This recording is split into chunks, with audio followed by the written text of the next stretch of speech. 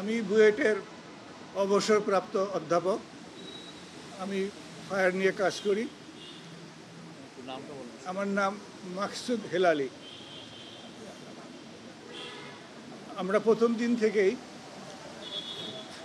যথেষ্ট সময় নিয়ে আন্তরিকভাবে জিনিসটা দেখার চেষ্টা করেছি এবং এই সাথে সাথে আমাদেরকে বিভিন্ন সংস্থা, বাংলাদেশ সামরিক বাহিনীর পক্ষ থেকে, সিভিল ডিফেন্সের পক্ষ থেকে, পুলিশ বাহিনীর পক্ষ থেকে সবাই সার্বিকভাবে সহযোগিতা করেছে এবং আমরা কিছু সুনির্দিষ্টভাবে একটা রিপোর্ট তৈরি করতে পেরেছি। এবং যদিও সুনির্দিষ্ট বলছি, তারপরেও এটাকে আরও বেশি সমৃদ্ধ করার জন্য আমরা আরও বেশ কিছু টেস্ট দেশে বিদেশে করব। সেভাবে আমরা স্যাম্পল পাঠিয়েছি এবং দিয়েছি। সেই রিপোর্টগুলো পেলে আমাদের রিপোর্টটা আরও বেশি নিশ্চায়ক হবে। প্রাথমিকভাবে আমরা দেখেছি যেগুলো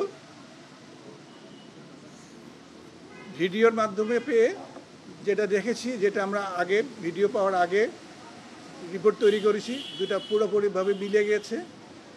আগুনের সূত্রপাতটা সময়টা 1:32 থেকে 1:39 মিনিট। আগুনের সূত্রপাতটা একটা নির্দিষ্ট সময়ে নয়, 7 মিনিট ধরে আস্তে আস্তে স্পার্কের মাধ্যমে যে এই জায়গাটা আগুন লাগে সেই জায়গাটা আস্তে আস্তে হটেড হয়েছে, গরম হয়েছে। প্রথম দিকে সেখান থেকে মেল্টেড ম্যাটেরিয়াল ঘষে ঘষে পড়েছে।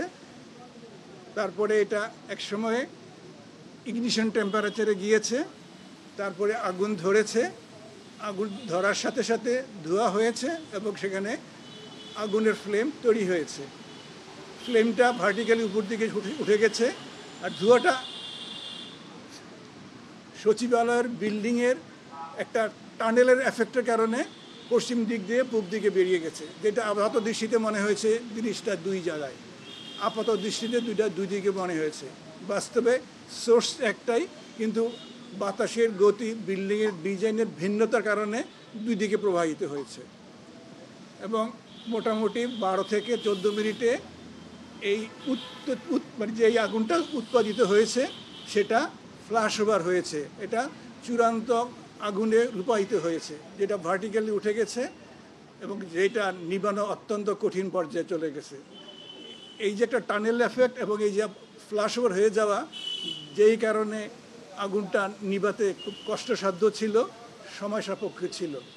6 তলার আগুনটা যখন ছড়িয়ে গেছে, 6 তলা না নিভিয়ে 7 তলায় যাওয়ার সুযোগ ছিল না, যার জন্য ফায়ার ব্রিগেডকে 6 তলা শেষ করেই 7 তলায় উঠতে হয়েছে। নিরুপায় হয়ে জীবনের নিরাপত্তা বিঘ্নিত হওয়ার ভয়ে তাদেরকে জীবনের রিস্ক নিয়েই এই কাজটা করতে হয়েছে, যার ফলে বাড়তি কিছু সময় লেগেছে।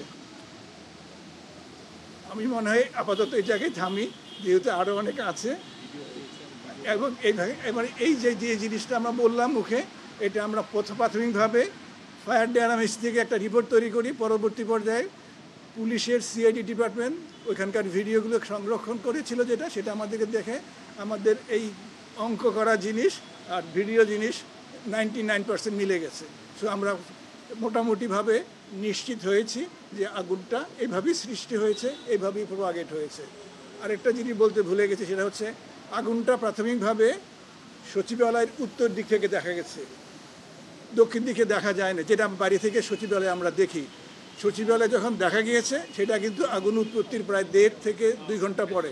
ততক্ষণে আগুনটা লোকালাইজ 2টা পয়েন্টে মনে হয়েছে, একটা 6 তলায়, একটা 8 তলার কোনায়। বাইরে থেকে মনে হয়েছে দুইটা আলাদা, অনেক দূরে। বাস্তবে ভিতরে এটা ইন্টারনালি কানেক্টেড ছিল, যেটা বাইরে থেকে বুঝতে অসুবিধা।